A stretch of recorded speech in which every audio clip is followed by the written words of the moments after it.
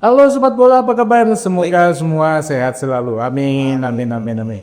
Kita sekarang bahas mengenai peluang timnas Indonesia di Piala Asia U20 ya. Iya. Bro Bung, kira-kira seperti apa dan lawannya siapa aja, Bro? Iya, memang dari Piala Asia di China nanti itu kan ada 16 peserta. Untuk 16 peserta ini hasil dari kualifikasi Piala Asia sebelumnya yang menampilkan juara grup dan runner up terbaik. Nah, untuk kawasan Asia Tenggara, Indonesia syukur bisa jadi juara grup dan Thailand juga bisa tampil di Piala Asia kali ini setelah dia juga menempati salah satu dari runner up terbaik. Dengan demikian hanya kawasan Asia Tenggara mengirimkan 2 wakil, Indonesia dengan Thailand. Nah, sementara kalau kita lihat peserta-peserta lain di situ masih ada Jepang, Arab Saudi, Qatar, Yordania, Suriah, Korea Selatan, Korea Utara. Waduh, ini berat-berat semua sebetulnya. Apalagi Indonesia juga masuk ke dalam grup C. Dan di grup C ini lagi-lagi saingan Indonesia kalau kita lihat ya, di situ ada Uzbekistan, kemudian ada Iran dan Yaman.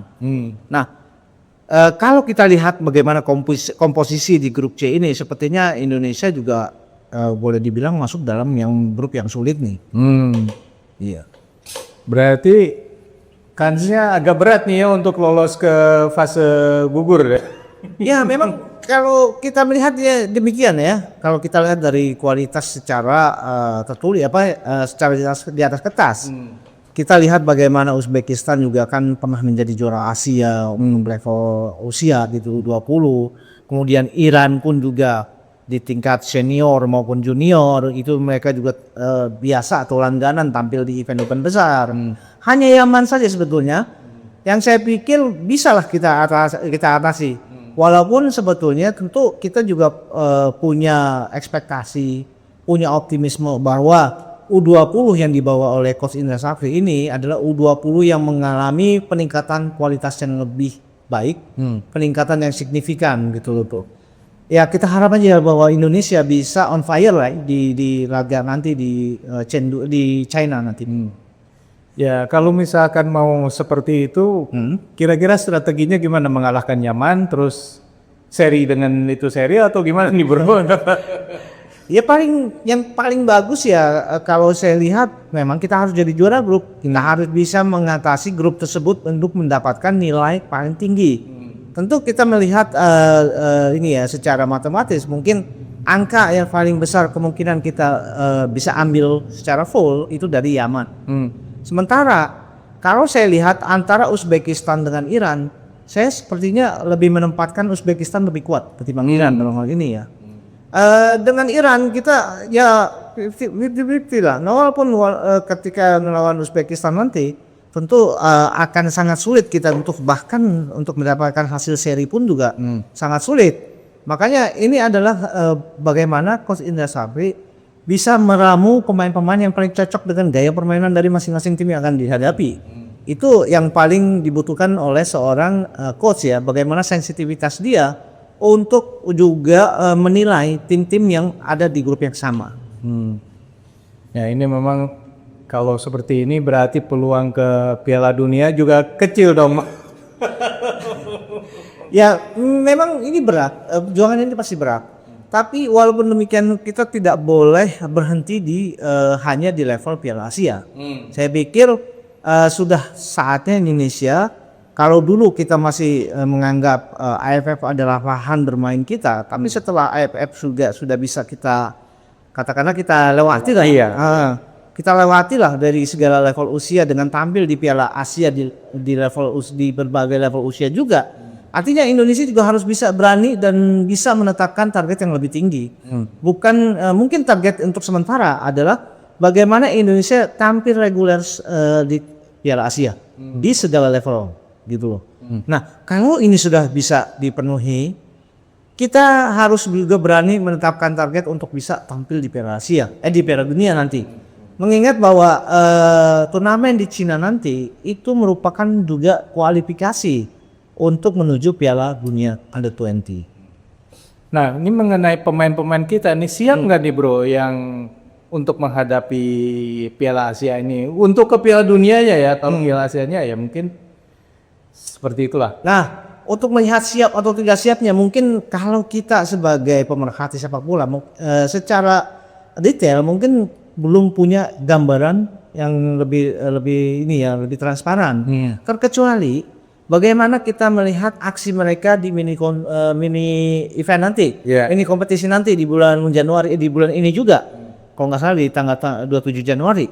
Nah, dari situlah kita baru bisa menilai apakah Indonesia punya kesiapan atau punya level yang sama dengan para peserta Piala Asia nanti. Karena untung saja bahwa di mini kompetisi ini kita mengundang kalau nggak salah Yordania dan Suriah serta India. Yordania dan Suriah itu adalah tim-tim yang tampil juga di Piala Asia nanti. Jadi dengan demikian, bukannya Uzbek? bukan. Oke. Oh, yang ini ya? Ya, yang kompetisi. Ya. Iya, itu Suriah dengan Yordania. Ini kan yang memang levelnya juga sama. Mereka tampil di Piala Asia juga. Nah, paling tidak ini yang akan memberikan sebuah gambaran ya, bahwa kita sebagai pemerhati juga bisa melihat apakah Indonesia bisa bersaing dengan pemain-pemain atau tim-tim dari Piala Asia nanti, Bro. Nah, mengenai pemain-pemain yang katanya mau abroad nih gimana nih? Iya. Ini ada selentingan kabar juga. Ini kabar yang cukup menggembirakan saya pikir ya. Ketika ada pemain-pemain under 20 kita yang juga diminati oleh tim-tim dari negara di level Asia Tenggara lain, dari klub-klub Thailand dalam hal ini ya. Kemungkinan ada dua nama dalam hal ini. Satu itu Mesal Hamzah ya. Mesal Hamzah ini kan pemain Persija yang dipinjamkan di PSBSI Biak ya. Cuma sayangnya di PSBSI Biak Mesal Hamzah ini kurang mendapatkan menit bermain.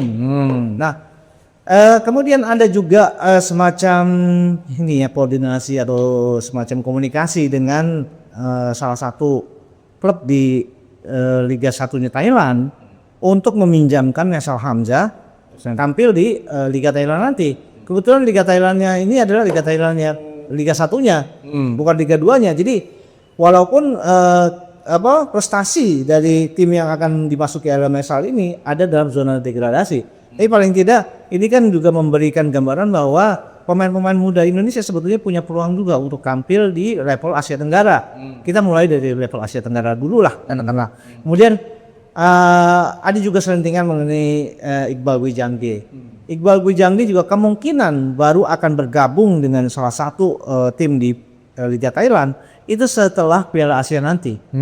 Nah, ini kalau saja pemain-pemain Indonesia ini bisa menjadi pemain abroad, dua pemain ini bisa pemain abroad, ini juga memberikan semacam inspirasi ya buat pemain muda lain bahwa Indonesia juga bisa bermain di liga-liga lain. Karena secara jujur untuk level liga mungkin Thailand adalah yang terbaik di kawasan Asia Tenggara.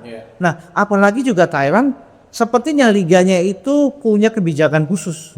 Kebijakan khusus itu berupa mereka akan menerima pemain-pemain dari Asia Tenggara. Seperti misalkan negara dari Korea Selatan yang memberikan kuota khusus gitu, atau dari Jepang juga memberikan kuota khusus untuk pemain-pemain dari Asia Tenggara, dan Thailand pun juga demikian. Makanya di Liga Thailand sendiri, apalagi kehadiran Asnawi dengan Pratama Arhan itu kan kondisinya ternyata bagus ya di Liga Thailand. Artinya ekspektasi dari pemilik klub terhadap kedua pemain tersebut itu cukup terpenuhi dengan kehadiran Pratama Arhan di liga itu, juga Asnawi.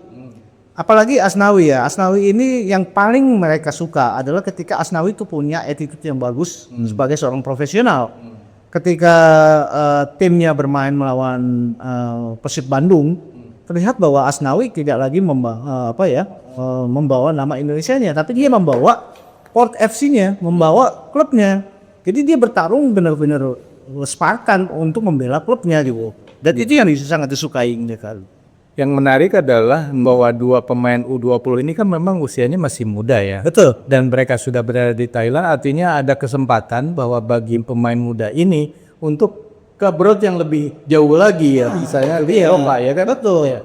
Ya, saya anggap bahwa ini adalah batu loncatan ya. Artinya kesiapan pemain untuk bisa menampilkan kualitas individu, kualitas yang baik, yang bisa diterima di liga-liga lain, itu yang paling penting adalah kesiapan mental sebetulnya.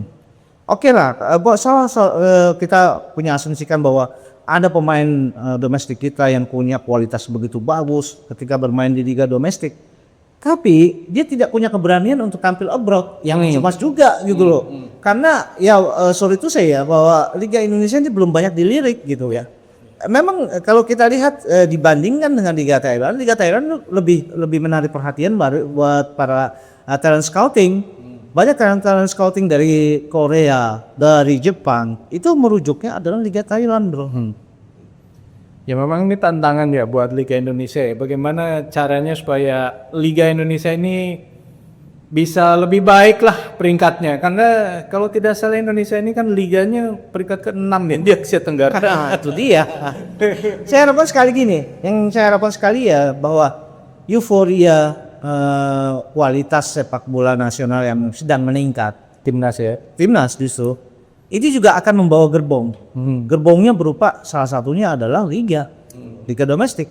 Liga domestik bukan kita cuma bicara Liga 1, tapi kita juga bicara mengenai Liga 2, Liga 3, kemudian liga anak mudanya gitu loh. Dan ini juga harus mendapatkan perhatian, dan mudah-mudahan saja bahwa gerbong yang dibawa oleh timnas untuk membawa liga-liga ini menjadi liga yang lebih kualitas itu bisa kesampaian nanti, bro. Ya itulah kalau misalnya liga ini pengen kelihatan bagus ya harus ada klubnya nih yang berhasil maju di kancah Asia nih kan, di AFC. Selama ini kan paling di grup udah gugur lagi ya. Contoh terakhir kemarin Persib juga walaupun di Indonesia termasuk yang top lah gitu lah ya, ketika bermain di level Asia ya belum apa-apa ya gitu. Betul. Ya itu kan sebagai gambaran yang paling kelihatan ya. Ketika klub-klub dari domestik kita, klub-klub yang mungkin punya nama bagus ya, nama baik di liga domestik kita, tapi ketika berkompetisi bahkan hanya di liga katakanlah di kawasan Asia Tenggara, itu sulit sekali untuk muncul. Itu juga kan menjadi bahan pertanyaan. Kok mutu liga domestik kita kok seperti ini yang tidak mencerminkan kualitas timnas. Ya. Jadi tidak heran kalau banyak juga anggapan bahwa timnas kita ini memang didongkrak oleh pemain-pemain diaspora. Itu harus kita akui betul gitu loh. Karena kehadiran pemain diaspora ini juga secara instan lah boleh dibilang ya. Itu juga kan menambah level kualitas pemain timnas, dan sayangnya itu juga yang menghadirkan adalah pemain-pemain diaspora tadi. Nah, sementara ada pemain-pemain domestik kita yang cukup menonjol, seperti contoh Rizky Ridho. Kemudian ada lagi mungkin nanti ya muncul Donitri Pamungkas, Pratama Arhan dan segala macam. Ya kita harapkan sekali ya bahwa pemain-pemain liga domestik kita yang lain di luar nama-nama itu juga mulai berpikir untuk bisa memunculkan kualitas mereka yang baik gitu, bro. Oke sobat, itulah obrolan kita yang mengenai bagaimana peluang Indonesia di Piala Asia, tapi kemudian bergeser bahwa ini memang harus ada di liganya dulu nih yang bagus nih, bro. Kalau menurut sobat sendiri Liga Indonesia bisa bakalan bagus nggak nih? Karena kan sekarang sudah mulai banyak nih di utak-atik nih di liganya ya. Mudah-mudahan bertambah bagus. Tapi kalau menurut sobat sendiri gimana? Silakan tulis di kolom komentar. Sekian dulu obrolan kita lanjut di obrolan lain. Sampai jumpa, bye. Thank you, bro.